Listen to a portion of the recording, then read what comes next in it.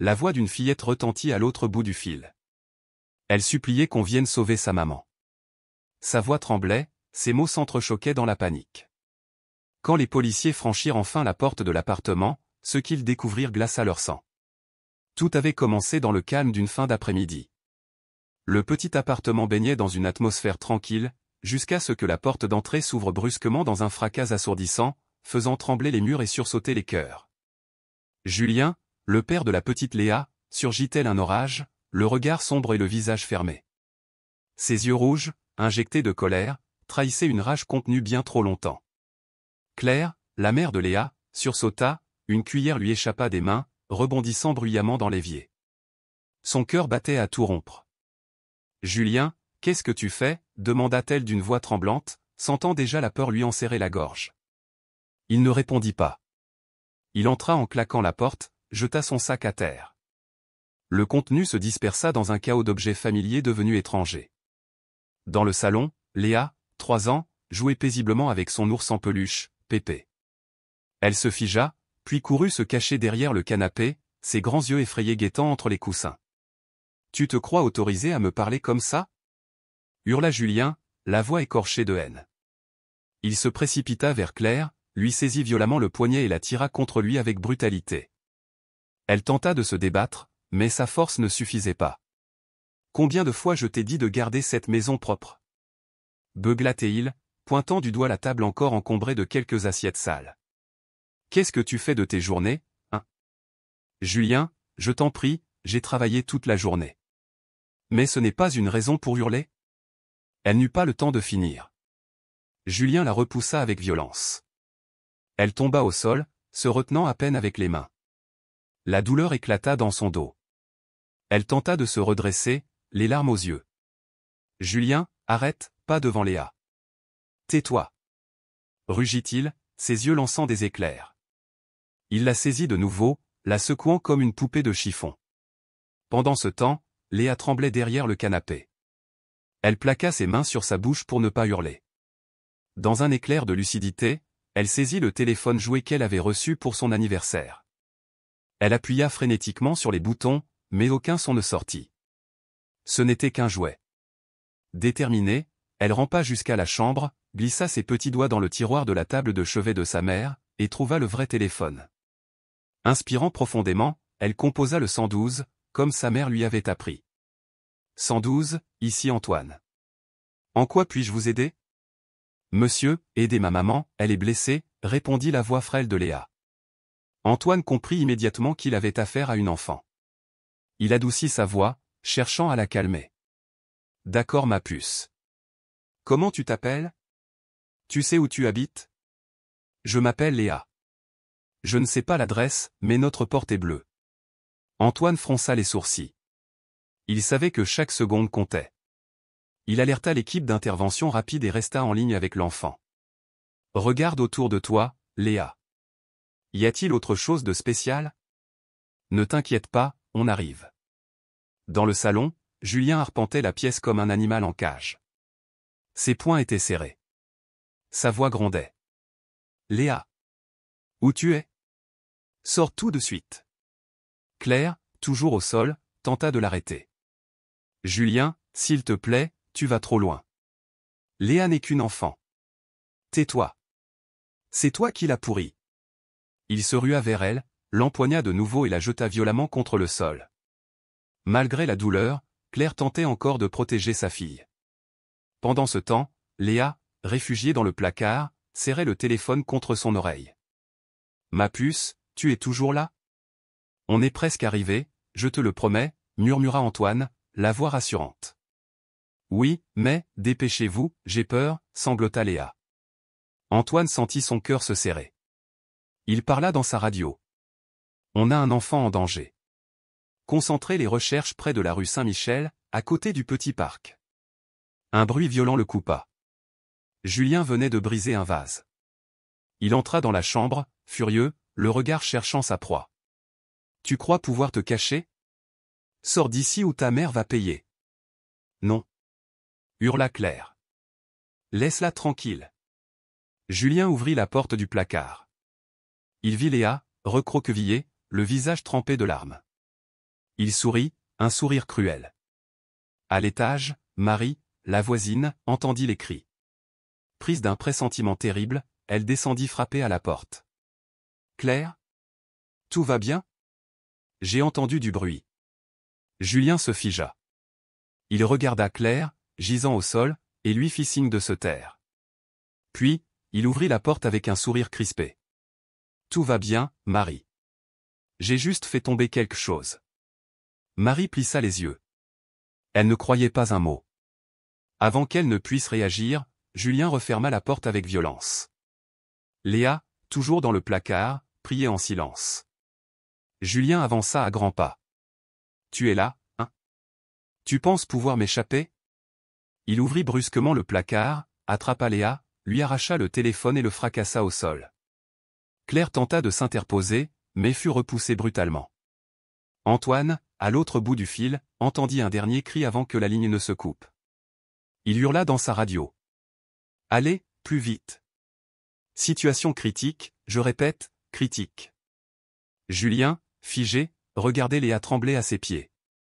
Claire tenta de se relever, son bras meurtri l'en empêchant. « Je t'en supplie, ne lui fais pas de mal, » sanglota-t-elle.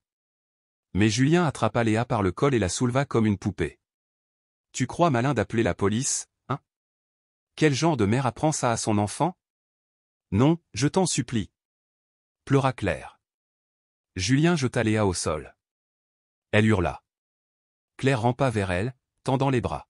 « Vous croyez pouvoir m'échapper ? Vous ne valez rien, toutes les deux. » Dehors, Marie était restée figée dans le couloir. Entendant les hurlements, elle prit son téléphone. « Police. Ici Marie. J'habite rue Saint-Michel. Il se passe quelque chose de très grave chez ma voisine Claire.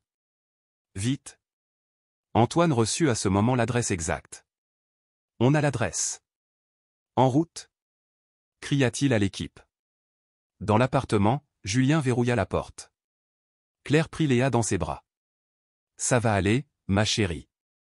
Sois courageuse. » Léa leva les yeux, plein de larmes, mais une étincelle brillait. « Tu lui as appris à être forte, hein ? » ricana Julien. « Voyons à quel point elle l'est quand je m'en prends à toi devant elle. »« Ne fais pas de mal à maman !» cria Léa, se plaçant devant Claire, ses petits poings serrés, la voix tremblante mais ferme. « Papa, s'il te plaît, arrête !» Julien s'arrêta net.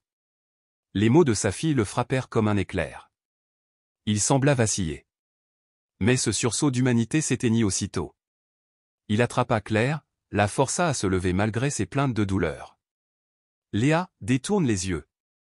hurla Claire. Mais Léa ne détourna pas le regard. Elle resta là, droite, courageuse, fixant son père alors qu'il traînait sa mère dans le salon. « Tu veux lui apprendre la décence ? Alors regarde !» Il la jeta brutalement sur le canapé. Pendant ce temps, Marie ne pouvait plus attendre. Elle alerta les voisins. « Paul ! Sors ! J'ai besoin de toi. » Un homme d'âge moyen ouvrit, l'air confus. « Il se passe quelque chose chez Claire. J'ai appelé la police. Mais Julien, il est devenu dangereux. J'ai entendu les cris. On ne peut pas rester là sans rien faire, » dit Paul, son visage durci par l'inquiétude. Et au loin, les sirènes commencèrent enfin à hurler. À l'intérieur, Claire s'efforçait de garder son calme. Elle se pencha vers Léa, sa fille, et lui murmura à l'oreille, le cœur lourd. « Ma chérie, écoute-moi bien. Si tu vois une chance de t'échapper, cours. Cours chercher de l'aide. D'accord ?» Léa secoua la tête, les yeux remplis de larmes. « Non, maman, je veux pas te laisser. Tu es mon espoir, Léa. »« Mon seul espoir », souffla Claire, les yeux brillants d'un amour infini malgré la peur et la douleur qui l'étreignaient. Julien se retourna brusquement, les fixant avec un regard noir et suspicieux. « Qu'est-ce que vous chuchotez là ? Répondez. » Soudain, des voix fortes percèrent le silence étouffant. « Claire ? Léa ? Vous m'entendez ? C'est Paul. » Julien grinça des dents, furieux. « C'est qui ce con ? C'est toi qui l'as appelé ?» hurla-t-il en direction de Claire. Elle secoua la tête frénétiquement. « Non. J'ai appelé personne. Julien fonça vers la porte, hurlant. Dégage, Paul. Mais Paul résistait, cognant de toutes ses forces contre la porte. Je sais ce que tu fais, Julien. La police arrive. Tu ferais mieux d'arrêter avant qu'il ne soit trop tard. Le visage de Julien se tordit de rage. Il lança un regard glacial à Claire et à Léa. Très bien. Qu'ils viennent. Mais avant ça, je vais vous apprendre une leçon que vous n'oublierez jamais. L'atmosphère devint suffocante. Léa tremblait dans les bras de sa mère, le visage figé par la terreur. Claire la serrait fort contre elle, le cœur battant à tout rompre, tandis que Julien, en proie à une nervosité grandissante, tournait comme un fauve en cage entre la porte et ses deux proies. Il sortit un couteau de sa poche. La lame brilla une seconde dans la lumière faiblissante de la pièce. « Vous croyez que je plaisante ? Julien, non. Tu vas trop loin. » cria Claire. « Trop loin. C'est moi qui décide jusqu'où je vais. C'est ma maison, et ma vie. Je fais ce que je veux. » Léa éclata en sanglots. « Ne fais pas de mal à maman, je t'en supplie. Aidez-nous. » Julien bondit sur elle et posa brutalement sa main sur sa bouche. « Tais-toi, sale gosse. » Claire se jeta sur lui, le suppliant. « Lâche-la, Julien. Tu es un monstre. » Il la repoussa violemment. Claire tomba en arrière, sa tête heurtant la coudoir du canapé. Un vertige l'envahit. Léa, toujours entre les mains de Julien, se débattait désespérément. Dehors, Paul continuait à frapper contre la porte. « Julien. Lâche-les maintenant. La police est presque là. Ne fais pas de bêtises. » Marie, de retour, tenait un balai entre les mains, prête à intervenir. « Paul, il faut faire quelque chose. Je ne peux pas rester là sans agir, pas si Claire est en danger. » Paul serra les dents. « Je vais essayer de couper le courant. S'il fait noir, il paniquera peut-être. » À l'intérieur, Julien fixait Claire qui tentait de se relever. « Tu crois pouvoir me défier ? Tu n'es qu'une pauvre femme pathétique, qui vit de la pitié des autres. » « Ce n'est pas vrai, » hurla Claire. « Je n'ai pas besoin de ta pitié, et je ne te laisserai pas faire de mal à ma fille. » Ces mots ne firent que le rendre plus furieux. Il leva le couteau d'un geste brutal. « Maman, cours !» hurla Léa. Mais Claire ne bougea pas. Elle se plaça devant sa fille, les bras tremblants mais le regard ferme. « Si tu dois faire quelque chose, fais-le à moi. Mais ne touche pas à Léa. » Julien hésita, sa main tremblant légèrement. Puis il ricana. « Tu crois que tes petits discours vont me toucher ? Tu rêves. » À cet instant précis, tout bascula. Le courant sauta. L'appartement fut plongé dans une obscurité totale. Léa sursauta. « C'est rien, ma chérie, je suis là, » murmura Claire. Julien, fou de rage, frappa la table avec son couteau. « Bordel, c'est quoi ce délire ?» Il se dirigea à tâtons vers le couloir. La faible lumière de secours n'éclairait que de minces ombres. Dehors, Paul chuchota à Marie. « Parfait. Il est désorienté. On doit gagner du temps jusqu'à l'arrivée des flics. » À l'intérieur, Claire prit la main de Léa. « On doit se cacher. Tu te souviens du placard ?» Léa hocha la tête, retenant ses sanglots. Ensemble, elles longèrent le mur à tâtons, jusqu'à la chambre. Mais un bruit de pas derrière elle les figea. « Vous croyez que l'obscurité va vous sauver ?» lança Julien d'une voix glaciale. « Vous ne pouvez pas fuir. » Claire se pencha vers Léa. « Va dans le placard. Je vais le distraire. »« Non, maman. Je veux rester avec toi. Tu dois m'écouter, mon cœur. Je t'aime. Fais-le pour moi. » Claire poussa doucement sa fille dans le placard et renversa une lampe pour attirer Julien. « Ah ! Je t'ai trouvé. » Il fonça sur le bruit et attrapa Claire. Elle se débattit, le frappa à la jambe. « Lâche-moi. Je n'ai pas peur de toi. »« Vraiment ? Alors voyons jusqu'où va ton courage. » Dans le placard, Léa serrait fort son ours en peluche et murmurait une prière. « S'il te plaît, mon Dieu, protège ma maman. » Au loin, les sirènes se firent enfin entendre. Une lueur d'espoir naquit dans ce chaos oppressant. Mais à l'intérieur, Julien gardait l'avantage. Il traînait Claire à travers le salon, le souffle court, l'haleine fétide. Tu crois être maligne, hein? T'es qu'une blague. Claire serrait les dents. Ses doigts touchèrent un morceau de bois brisé sous le canapé. Mais Julien tira violemment sur son bras. Tu crois que je t'ai pas vu venir? Je suis pas aussi con que tu le crois.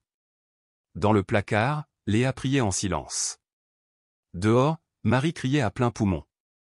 Julien, on sait ce que tu fais. Lâche-les. Paul, torche en main, essayait d'éclairer l'intérieur par la fente de la porte. Il faut tenir encore un peu. La police est presque là. Et s'il leur fait du mal? Murmura Marie, la voix tremblante. C'est pour ça qu'on ne doit pas s'arrêter. À l'intérieur, Claire tenta encore de raisonner Julien. Julien, écoute. Tu n'es pas obligé de faire ça. On peut régler ça calmement. Il éclata de rire, cruel. Calme. Tu veux me donner des leçons maintenant? Tout ce que je veux, c'est que tu la fermes et que tu obéisses. Léa est juste une enfant. Tu ne peux pas lui faire de mal. Tu crois que je vais laisser cette sale gosse détruire ma vie? Tu veux contrôler ta vie? Alors pourquoi tu menaces une enfant? Ça montre seulement ta faiblesse. Ces mots le mirent hors de lui. Il leva la main, prêt à frapper. Mais les sirènes, plus proches que jamais, le firent hésiter. T'as vraiment appelé les flics? Hurla-t-il, les yeux injectés de sang, rivés sur Claire. Elle ne répondit pas. Elle espérait que son silence le déstabiliserait. Dans le placard, Léa entendit les sirènes. Un petit espoir, fragile mais vivant, s'alluma dans son cœur. Mais elle n'osa pas bouger. En bas, Antoine et son équipe d'intervention rapide atteignirent l'immeuble. Il donna les ordres. Équipe 1, par l'entrée principale. Équipe 2, passez par le balcon ou une fenêtre. On sécurise les deux victimes. Marie fit de grands gestes dans le couloir. Ici. L'appartement de Claire. La porte bleue. Antoine hocha la tête et monta les escaliers à toute allure. Il avait encore dans l'oreille la voix de la petite Léa, suppliante au téléphone. Il se répéta. On doit les sauver. À l'intérieur, Julien commençait à paniquer. Il courait dans tous les sens, essayant de bloquer les issues. Ces flics croient pouvoir m'avoir? Ils rêvent. Profitant de la confusion, Claire se pencha vers le placard. Léa, écoute-moi. Dès que tu peux, cours. Et ne te retourne pas. Tu m'entends? Je veux pas partir sans toi, sanglota Léa. Tu dois survivre. C'est tout ce qui compte. Julien se retourna soudain, soupçonneux. Qu'est-ce que vous chuchotez encore toutes les deux? Vous me prenez pour un con? Ses pas se rapprochaient. Claire serra la main de Léa une dernière fois, le regard rempli d'inquiétude. Dehors, Antoine était enfin devant la porte. Il écouta un instant, puis se tourna vers son équipe. Il barricade la porte. Préparez-vous à forcer l'entrée. Attendez mon signal. Dans l'obscurité de l'appartement, le temps semblait suspendu. Julien s'avançait, lentement. Ses yeux fous, sa lame dans la main. Et Claire, devant lui, prête à tout pour protéger sa fille. Dans la pénombre, les regards de Julien passaient de Claire à Léa avec une intensité glaçante. Son visage, déformé par la colère, évoquait celui d'un prédateur sur le point de bondir sur sa proie. « Vous croyez pouvoir me piéger » gronda-t-il. « Les flics ne mettront jamais les pieds ici. » Claire recula, luttant pour contenir sa peur. Sa main tremblante toucha le bord de la table. Elle sentit sous ses doigts un objet familier, une petite lampe de poche que Julien laissait souvent là. D'un geste discret, elle s'en empara et la cacha derrière son dos. « Julien, arrête. Tu n'as pas besoin de faire ça. »« Ta gueule » hurla-t-il, sa voix résonnant comme un coup de tonnerre. Léa éclata en sanglots.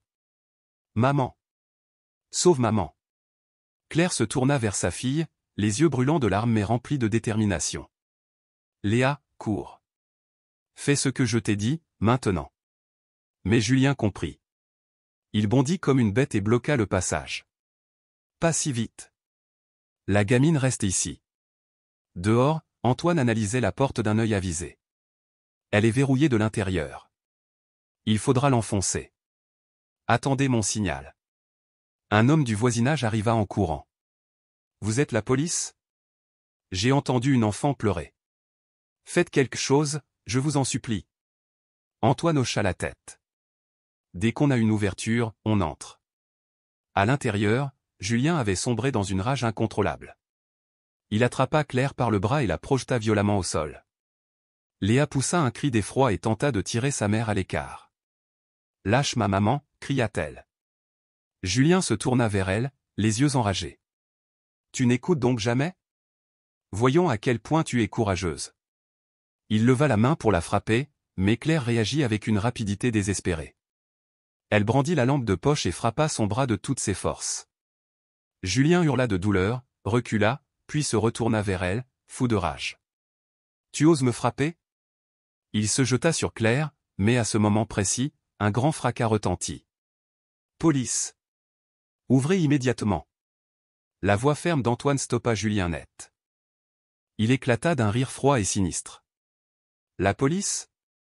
Très bien. Voyons qui gagne. » Il releva Claire et la plaça devant lui comme un bouclier humain.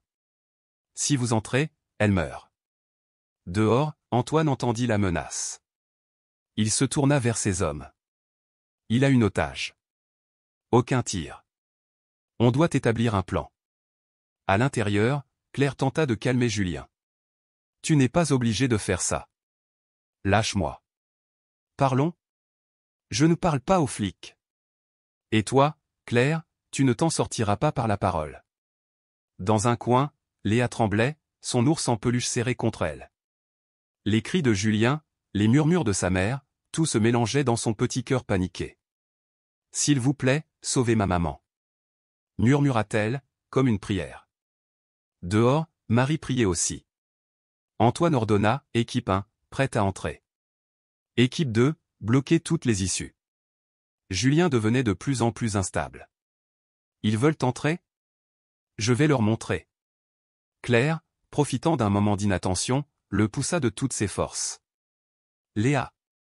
Cours. Mais la fillette, paralysée par la peur, resta figée. Julien se retourna, attrapa Claire par les épaules et la projeta violemment contre le mur.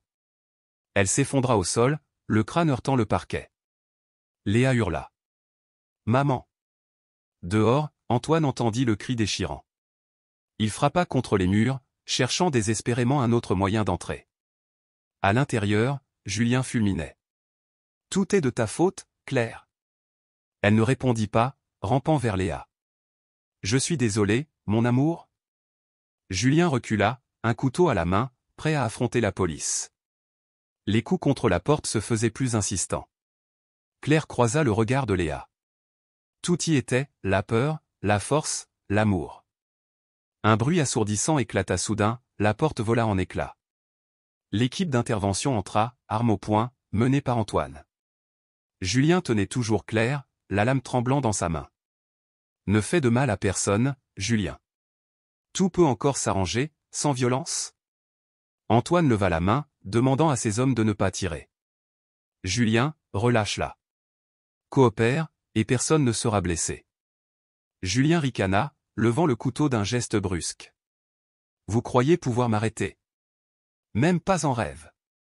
Mais il fut interrompu par une petite voix venue du fond de la pièce. Monsieur, sauvez ma maman. Léa, cachée derrière un meuble, n'avait pas pu rester silencieuse. Julien se retourna, les yeux fous, cherchant la source de l'appel. C'est l'instant qu'Antoine attendait. Il fit signe à 2 agents. Ils bondirent sur les côtés. « Arrête-toi tout de suite, Julien. » Julien réagit en tirant Claire vers lui. Antoine fit un pas en avant, calme. « Julien, il est encore temps. Laisse-la partir. Rends-toi. » Claire sentit la prise se relâcher. Elle cria. « Léa. Cours !» La fillette sortit en courant, trébucha, mais un agent la rattrapa. Elle pleurait, appelant sa mère. Claire, soulagée, la regarda s'éloigner, les larmes aux yeux. Elle était sauvée. Julien, réalisant cela, hurla de rage et se jeta sur Antoine.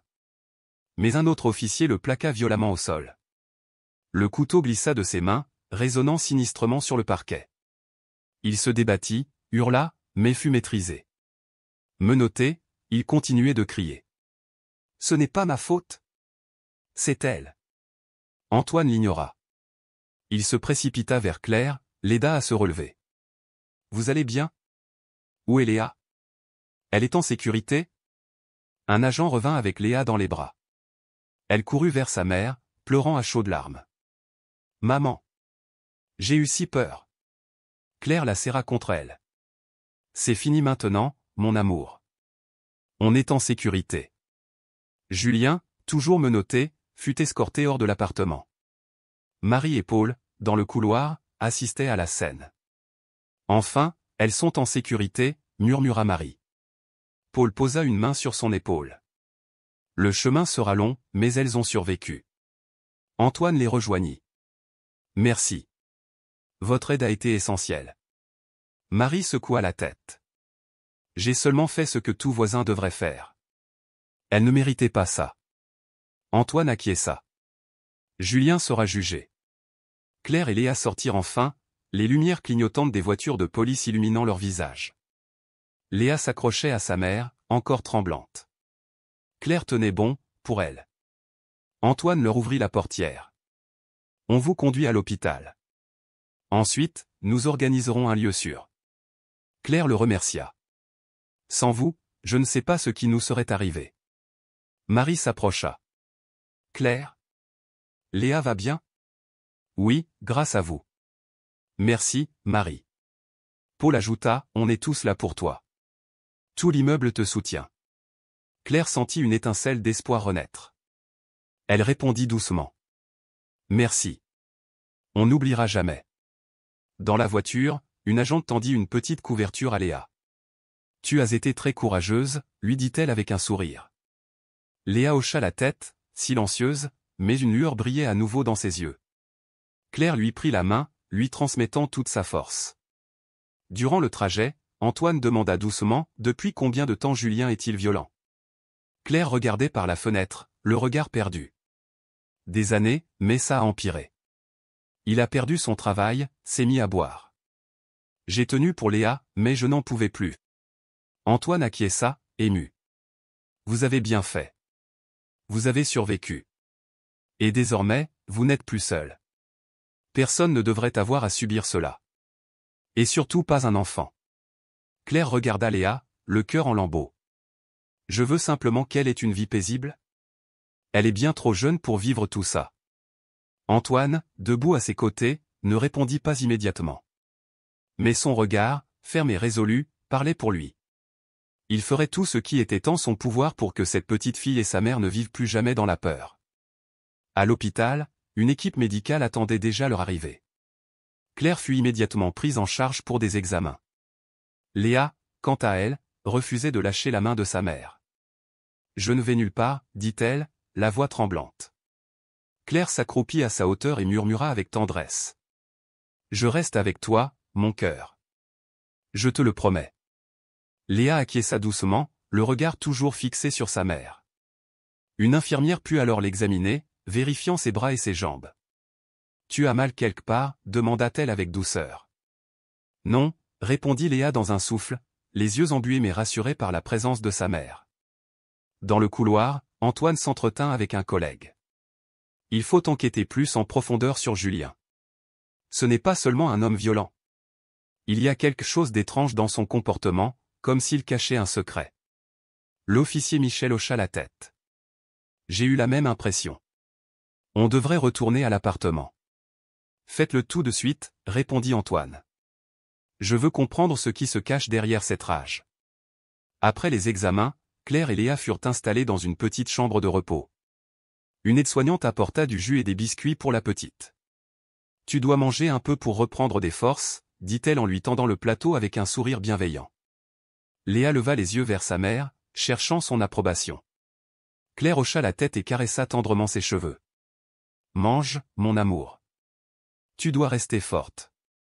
Alors que Léa grignotait timidement, Antoine revint dans la chambre, portant une couverture propre et des vêtements de rechange. Nous avons organisé un hébergement temporaire ici, à l'hôpital. Tu vas pouvoir te reposer en sécurité cette nuit. Claire leva les yeux vers lui, submergée par la gratitude. Vous avez fait tant pour nous. Je ne sais pas comment vous remercier. Antoine esquissa un sourire. C'est mon devoir. Mais surtout, c'est ma responsabilité humaine. Toi et ta fille, vous méritez une vie digne. Léa, ayant fini de manger, se tourna vers lui avec une voix frêle. Tu vas protéger ma maman? Antoine s'agenouilla à sa hauteur et lui répondit avec chaleur. Oui, Léa. Je ferai tout pour protéger ta maman et toi.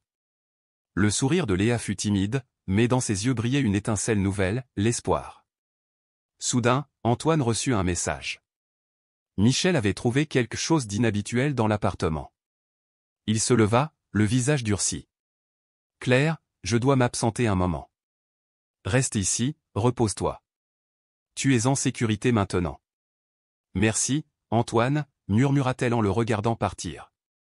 Antoine retourna rapidement à l'appartement. Sur place, il retrouva Michel, penché sur un tiroir ouvert. Qu'avez-vous trouvé? Demanda Antoine, tendu. Ce tiroir contenait des dossiers médicaux. Julien a des antécédents de troubles mentaux. Diagnostiqué bipolaire avec des troubles du comportement. Et selon les documents, il n'a plus suivi son traitement depuis plus de 2 ans. Antoine feuilleta les papiers, le cœur serré. Une note d'un médecin l'alerta. Le patient présente des comportements violents en cas d'arrêt de traitement. Risques accrus en contexte familial sous stress. Une surveillance constante est recommandée. Est-ce que Claire était au courant? Demanda-t-il. Rien ne l'indique, répondit Michel. Certains documents étaient cachés au fond du tiroir, soigneusement dissimulés. Antoine se tut un instant, la gorge nouée. Ce n'était plus seulement un dossier de violence domestique, c'était l'histoire d'un homme brisé par une maladie non soignée, dont les actes avaient dévasté ceux qu'il aimait. Il fallait maintenant informer Claire, avec prudence. Elle doit savoir, dit-il. Mais avec délicatesse. Elle ne doit pas se sentir responsable. Pendant ce temps, à l'hôpital, Claire tenait Léa endormie dans ses bras. Antoine entra doucement, un sac en papier à la main. Claire? Il faut que je te parle. Il y a un problème? Léa va bien? Léa va très bien. Mais, je suis retourné à ton appartement. J'ai trouvé des choses qui pourraient t'aider à comprendre. Il posa les dossiers médicaux devant elle. Ce sont les antécédents médicaux de Julien. Il était malade. Bipolaire. Cela pourrait expliquer ses accès de violence. Claire pâlit. Elle ouvrit les dossiers, les mains tremblantes. Je ne savais rien, souffla-t-elle. Je croyais que c'était juste de la colère, de la frustration. Mais c'était bien plus grave. Elle se prit la tête entre les mains. Je ne sais plus quoi penser. Antoine s'assit près d'elle. Tu ne peux pas te sentir coupable. Il a choisi de cacher tout ça. Et aujourd'hui, ce qui compte, c'est que vous soyez toutes les deux à l'abri. Claire caressa les cheveux de Léa, perdue dans ses pensées. Est-ce qu'il peut être soigné? Je ne veux pas que Léa grandisse avec une image de monstre de son père. Peu importe ce qu'il a fait, il a été une partie de nos vies. Il passera une évaluation psychologique. Il pourrait être contraint à suivre un traitement. Ce sera au tribunal de décider. Mais en attendant, votre sécurité est la priorité. Claire acquiesça. Je ferai tout pour que Léa grandisse sans cette peur. Tu es une mère forte, Claire. Et tu n'es plus seule. Devant le logement temporaire, Claire regardait Léa jouer avec d'autres enfants. Son rire s'élevait dans la cour comme un rayon de soleil. Antoine s'approcha, un café chaud à la main. Tout est en ordre. Julien va être transféré dans un centre spécialisé. Il va devoir affronter ses démons. C'est sa seule chance de changer. J'espère que Léa pourra oublier, dit-elle doucement. Elle a vécu tant de choses. Antoine posa une main sur son épaule. Elle est forte. Comme sa mère. 1 mois plus tard, Claire avait commencé un nouveau travail dans un petit bureau, à quelques rues de leur nouvel appartement. Grâce à l'aide d'associations, elle reprenait goût à la vie. Chaque soir, elle retrouvait Léa pour partager des histoires et rêver à un avenir meilleur. Un soir, Léa courut dans ses bras après l'école. « Je t'aime très fort, maman », chuchota-t-elle. Claire la serra contre elle, les larmes aux yeux. « Moi aussi, mon ange. Nous serons toujours la l'une pour l'autre. Et tout ira bien. » Sous un ciel doré de fin de journée, Claire sentit une paix nouvelle naître en elle. Le chemin serait encore long, mais pour la première fois depuis longtemps, elle voyait un avenir. Un avenir qu'elle construirait pas à pas, avec courage, amour et Léa.